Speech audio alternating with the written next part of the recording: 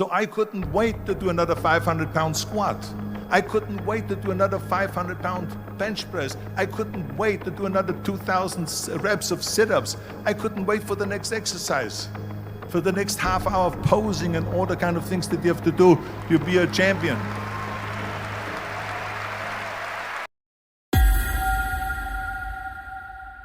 The first rule of success is to have a vision. You see, if you don't have a vision of where you go, and if you don't have a goal where you go, you drift around and you never end up anywhere. It's like you can have the best ship in the world, you can have the best airplane in the world. If the pilot or the captain doesn't know where to go, it would just drift around. It would not end up anywhere. So I was very fortunate that I stumbled onto my vision. I mean, as you know, I was born in 1947 in Austria after the Second World War. And I didn't really like Austria when I grew up. I couldn't wait to get out of there. I couldn't see myself becoming a farmer or a worker in a factory or anything like that. Even though my parents wanted me to stay there and have a normal life. My father wanted me to become a police officer like he was. My mother wanted me just to stay there and marry a girl with the name of Heidi, hopefully. But that was their vision, not mine. My vision was totally different. I felt that I was born for something special, for something unique, for something big. So I was searching. Then one day I went to school. I remember I was 11 years old, and they showed a documentary about America. And there they showed in this documentary the huge skyscrapers, the high-rises, the huge bridges, the 6-lane freeways, the huge cars with the wings sticking out, and all of this stuff. And I said to myself, that's where I want to be. I don't want to be around here with these little farmhouses and these little buildings, and everything is old. I want to be in America. But now the question was just, how do you get to America? In those days, it was a very expensive trip. It's not like today. So again, I was very fortunate that one day after school, I walked by a store in Graz, which was called Brühl. And it was the only store that really sold kind of American stuff. So one day, they had jeans there, American jeans. And then they had the bullwalker. And then they had an expander and some barbells and some dumbbells and an exercise bench in the window. So I went inside and I looked around and I looked at this stuff, and then I saw a magazine. I saw a bodybuilding magazine that had Reg Park on the cover.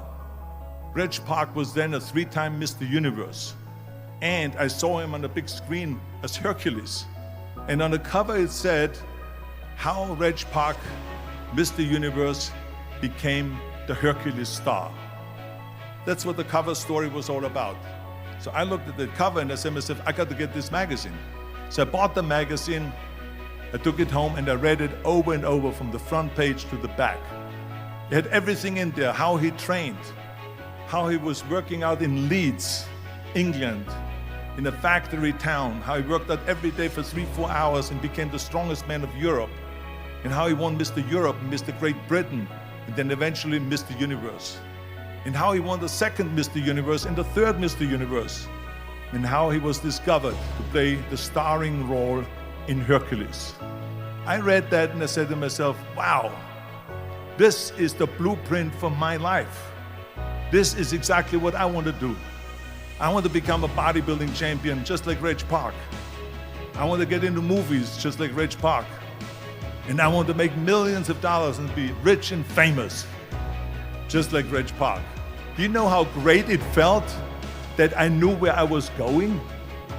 Imagine the majority of people don't know where they're going. I knew where I was going, that I'm going to become this bodybuilding champion just like him.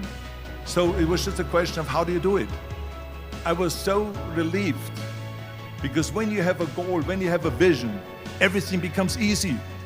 Because remember that in America, for instance, when you study, you will see the percentage of people that like their jobs. 74% hate their job in America. Now, there is not much different when you come to Europe. The majority of people don't like what they're doing, because they're really not doing it because they didn't have a goal and they followed this goal. They just aimlessly drift around, and then all of a sudden there's a job opening, so they get that job because you have to work. But then when you work, it's a chore. It's work. it's not fun. So if you think about only a quarter of the people really enjoy what they're doing in life, that is unbelievable if you think about it. So I felt so blessed that I knew what I was doing. You know where to go. So I knew where to go. People always ask me, when they saw me in the gym in the pumping iron days, they say, why is it that you out so hard? 5 hours a day, 6 hours a day, and you have always a smile on your face. The others are working out just as hard as you do, and they look sour in the face. Why is that? And I told people all the time, I said, because to me, I'm shooting for a goal. In front of me is the Mr. Universe title. So every rep that I do gets me closer to accomplishing that goal, to make this goal, this vision turn into reality. Every single set that I do, every repetition, every weight that I lift will get me a step closer to turn this goal into reality. So I couldn't wait to do another 500-pound squat. I couldn't wait to do another 500-pound bench press. I couldn't wait to do another 2,000 reps of sit-ups. I couldn't wait for the next exercise, for the next half hour of posing and all the kind of things that you have to do to be a champion. I felt so great knowing where I was going, and I tell you, it worked.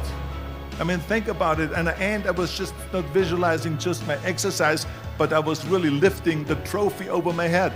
That's what I was thinking about. And with the age of 20, I went to London and I won the Mr. Universe contest as the youngest Mr. Universe ever. And it was because I had a goal.